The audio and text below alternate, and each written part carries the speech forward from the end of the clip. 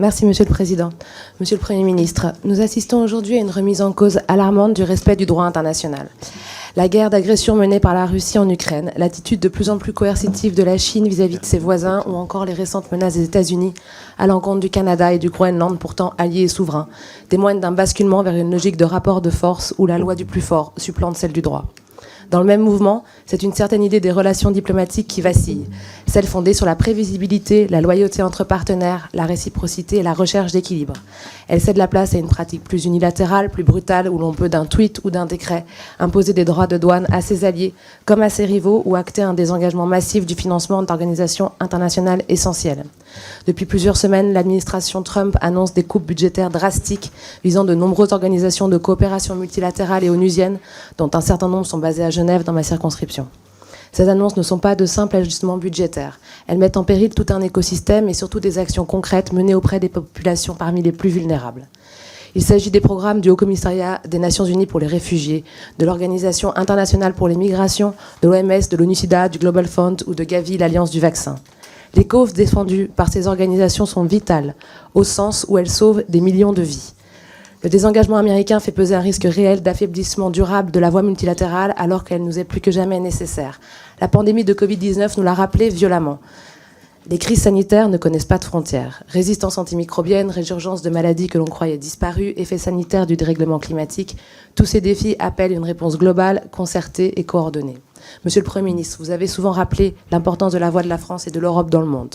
Aujourd'hui, comment cette voix peut-elle se faire entendre pour défendre les fondements du multilatéralisme dans un monde de plus en plus polarisé et fragmenté? Quelle stratégie pour que l'Europe assume pleinement son rôle dans la gouvernance internationale face à ceux qui cherchent à imposer la loi du plus fort au détriment du droit, du dialogue et de la solidarité? Je vous remercie. Merci, Madame la députée, pour votre question, Monsieur le Premier ministre. Merci beaucoup, Madame la députée. Vous abordez un sujet que je considère tout à fait essentiel et qui a aujourd'hui une gravité exceptionnelle du fait même de la politique américaine démantelant l'USAID et adoptant une stratégie à nouveau très agressive vis-à-vis de l'ordre multilatéral. Je crois qu'il faut prendre acte de cette position américaine.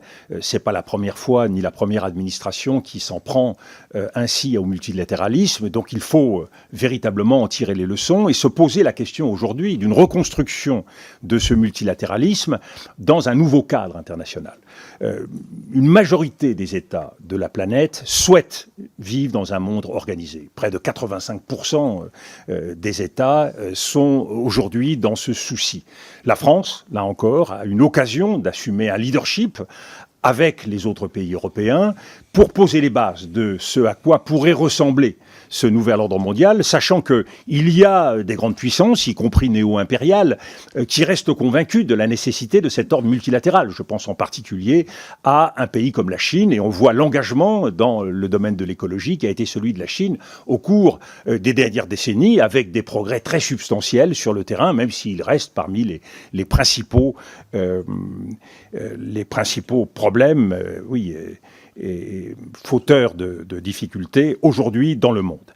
La responsabilité qui est la nôtre dans l'urgence, c'est d'abord de voir comment nous pouvons apporter une réponse avec les autres États de l'Union européenne à la coupure dans les budgets internationaux à la suite de la défection de l'USAID. Là, il y a des réponses immédiates à apporter dans le secteur de la santé, dans le secteur de l'éducation, qui touche des malades à travers le monde, qui touche des femmes, des enfants, des orphelins. Il y a là véritablement une mobilisation d'urgence et j'aimerais que l'Union européenne puisse décider rapidement de constituer une cellule de crise pour essayer de faire face dans l'urgence et apporter une réponse à toutes ces organisations humanitaires, dont beaucoup d'organisations européennes et françaises qui sont aujourd'hui dans le désarroi, avec des dettes considérables qui parfois les menacent de mettre la clé sous la porte.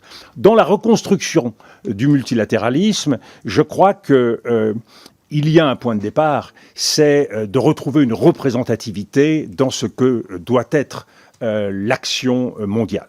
Nous ne pouvons pas avoir un Conseil de sécurité qui laisse de côté un certain nombre des grandes puissances mondiales ou des grands continents. L'Afrique qui n'est pas représentée, l'Amérique qui n'est pas représentée. Donc il y a une question d'organisation, de structuration.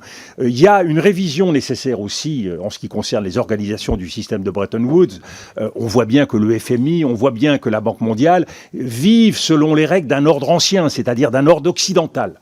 L'Europe s'honorerait, et la France s'honorerait également, à prendre le lead dans un monde où nous affirmerions que l'idée de partenariat entre l'Europe et le reste du monde puisse se faire sur une base d'égalité. On voit bien que nous nous sommes recroquevillés depuis trop longtemps avec, depuis 2007, des dérapages constants sur cette idée d'Occident. Cet occidentalisme qui a conduit par ailleurs au militarisme et au moralisme a détourné la diplomatie française et la diplomatie européenne de leurs objectifs et a fait perdre énormément de crédibilité à la France sur la scène internationale. Donc je pense que cela fait partie des enjeux majeurs. Il y a un deuxième enjeu, et je termine là-dessus, je ne fais que le mentionner, c'est de revoir complètement nos politiques de développement. Nos politiques de développement sont devenues de plus en plus réduites et elles sont de simples logiques d'accompagnement. Revenir à une logique de partenariat et de co-développement qui puisse véritablement nous permettre, avec d'autres États européens, de montrer des résultats. Vous savez, ce qui fait défaut sur la scène mondiale, c'est des politiques qui donnent des résultats et qui entraînent et créent un effet d'entraînement pour le reste de la communauté internationale. En Afrique, la logique du saupoudrage qui consiste à distribuer et disperser quelques millions ici, quelques millions là, on le voit bien, ça fait pas la maille. Et donc, il faut revenir à une stratégie qui nous permet véritablement de changer l'ordre des choses.